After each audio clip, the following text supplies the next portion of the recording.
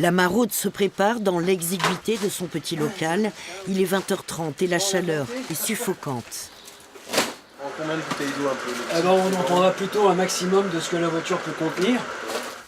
Comme par très grand froid, la canicule aggrave l'urgence des interventions dans la rue.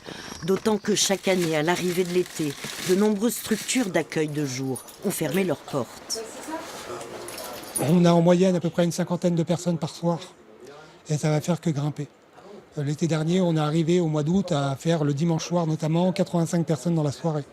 Donc à ce moment-là, ce n'est pas des maraudes de qualité, ce n'est pas vraiment des rencontres. On est plus dans l'urgence et le rapport humain, il disparaît un peu. En alerte niveau 3 du plan canicule, les bénévoles sont acculés cruellement à faire le tri. Ils interviennent en fonction des signalements reçus par le 115, comme la situation de ce couple de Nigérians à la rue à Échirol, avec 2 petits. On va avoir un médecin, en fait un médecin pompier qui va venir. Et puis selon le diagnostic, quand c'est grave, il rappelle encore un autre médecin. Compliqué en anglais de savoir ce dont les enfants souffrent. Les 2 petits vomissent et refusent même de l'eau. Nous, on a besoin de boire 2 litres d'eau par jour pour être bien, alors qu'on arrive à vivre dans des endroits climatisés.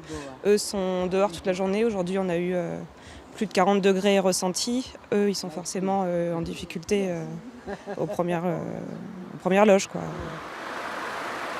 Ce qu'on va faire, on les met à l'intérieur, on met de la fraîcheur un petit peu dans le véhicule. Ce sont les pompiers qui finalisent le diagnostic avec le médecin régulateur. Le couple et ses 2 enfants sont emmenés aux urgences.